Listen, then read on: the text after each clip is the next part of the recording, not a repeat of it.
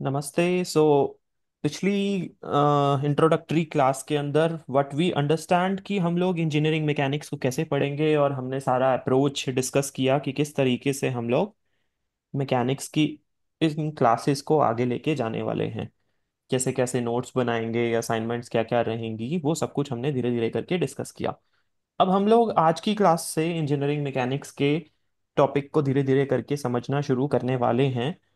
तो first and foremost हम mechanics की डेफिनेशन पे आते हैं, और क्या कॉन्सेप्ट है एक्चुअली में मैकेनिक्स।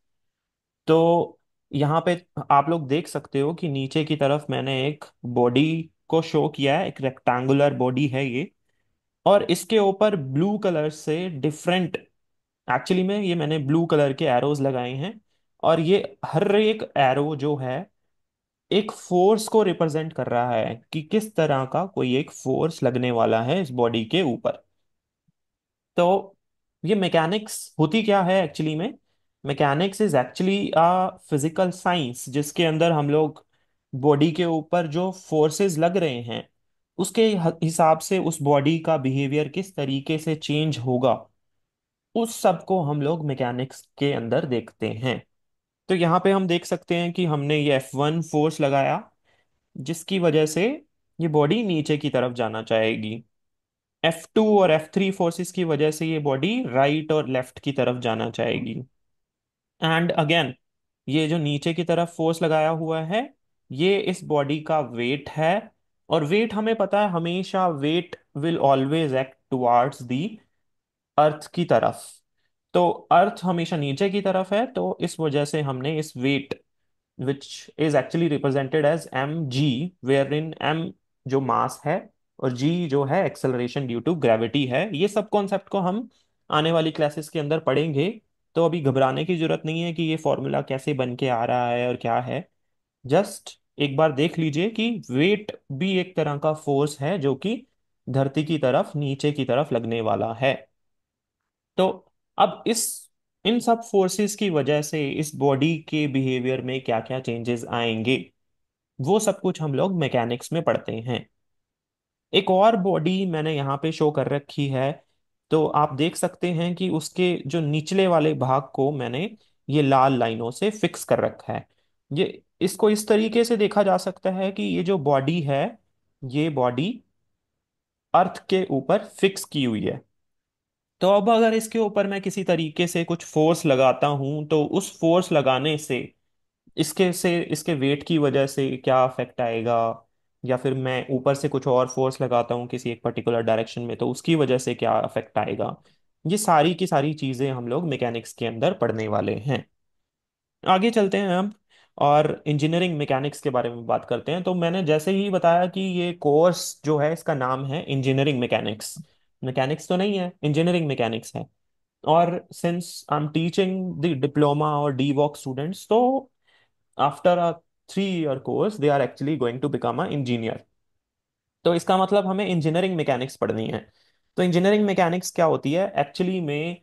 जब बॉडी के ऊपर कुछ फोर्सेस लगते हैं तो उसकी उन फोर्सेस को लगने के लिए कुछ ना कुछ वो जो फोर्स हैं या फिर जो भी चीज उसके ऊपर लग रही है, वो सारे के सारे फोर्सेस जो हैं वो कोई ना कोई नियम सिद्धांतों से चलते हैं। मतलब कि जो सब नियम और सिद्धांत, laws and principles of forces acting on a body, तो वो सब कुछ हम लोग जो पढ़ने वाले हैं और उनकी इंजीनियरिंग एप्लीकेशन को जो हम पढ़ने वाले हैं, वो सब्जेक्ट का नाम है इंजीनियरिंग मैकेनिक्स, या उस फील्ड का नाम है इंजीनियरिंग मैकेनिक्स। तो इंजीनियरिंग मैकेनिक्स क्या है? अप्लाइड साइंस की वो ब्रांच है जिसके अंदर हम लॉज और प्रिंसिपल्स ऑफ मैकेनिक्स को देखते हैं।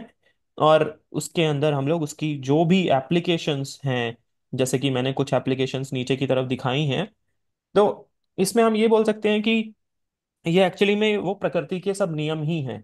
अब हम इसको इस तरीके से समझते हैं कि सपोज मेरे पास एक बॉल है और उस बॉल को मैं ऊपर की तरफ फेंक रहा हूं। तो हमें क्या पता है कि वो बॉल अगर हमने ऊपर की तरफ फेंकी है तो वो धरती की तरफ वापस आएगी ही आएगी। ये प्रकृति का नियम है, सिद्धांत है। तो ये नियम को उसने फॉलो करना ही करना है। तो ऐसे ऐसे छोटे छोटे नियम जो प्रकृति के ही नियम हैं, जो कि उस बॉडी के ऊपर जो फोर्स लग रहे हैं उससे रिलेटेड हैं, वो सब कुछ हम पढ़ने वाले हैं। वही है इंजीनियरिंग मैकेनिक्स। तो यहाँ पे आप देख सकते हो मैंने तीन अलग अलग तरह के पिक्चर्स दिखाई हुई हैं। पहले में आप देख पा रहे हो कि मैंने इसके बारे में बोला है कि ये एक बैलेंस्ड फोर्स का एग्जांपल है।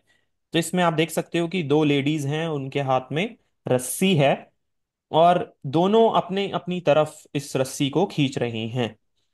और कोई भी एक लेडी जो है वो दूसरी तरफ नहीं जा रही है, दूसरी लेडी जो है वो किसी और तरफ नहीं जा रही है, मतलब वो वहीं पे ही खड़ी हैं, एक फिक्स्ड पोजीशंस पे ही खड़ी हैं। वो ऐसा क्यों हो पा रहा है? क्योंकि दोनों ही जो फोर्स लगा रही हैं अलग अलग डायरेक्शन में, जो रेड वाली है या येलो वाली है, दोनों का जो फोर्स है वो बराबर मात्रा में है।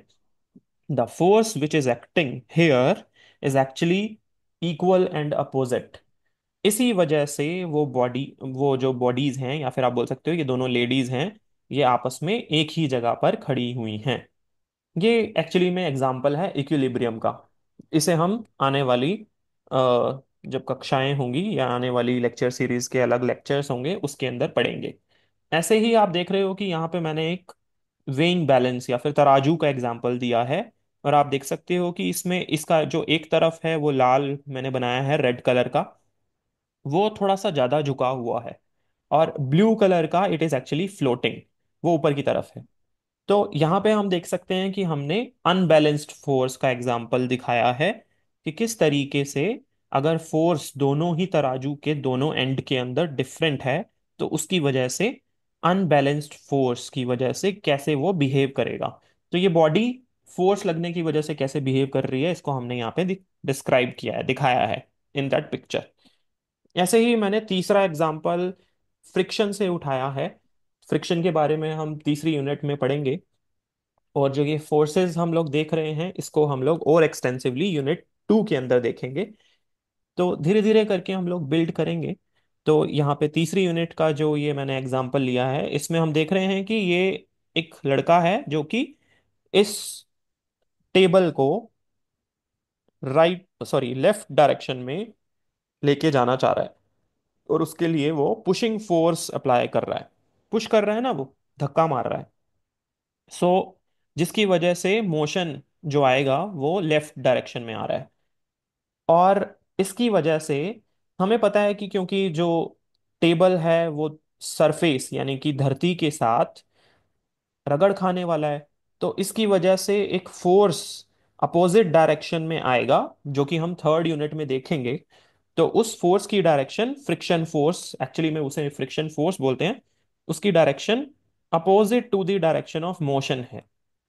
तो मोशन अगर मेरा लेफ्ट डायरेक्शन में है तो फ्रिक्शन फोर्स अपोजिट डायरेक्शन में आएगा। तो ये सारी के सारे सिद्धांत कैसे अपोजिट डायरेक्शन में ही क्यों आ रहा है, अनबैलेंस में बॉडी ऐसे ही क्यों दिख रही है, बैलेंस्ड फोर्स है, इक्विलिब्रियम है तो ऐसे ही क्यों है, ये सारे के सारे प्रकृति के नियम जो कि हम लोग सारा का सारा इस इंजीनियरिंग मैकेनिक्स के सब्जेक्ट में पढ़ेंगे। तो आज के लिए इतना काफ़ी है। अब आने वाले और लेक्चर्स के अंदर हम लोग इंजीनियरिंग मैकेनिक्स के और कॉन्सेप्ट्स को आगे रिवाइज देखेंगे। धन्यवाद।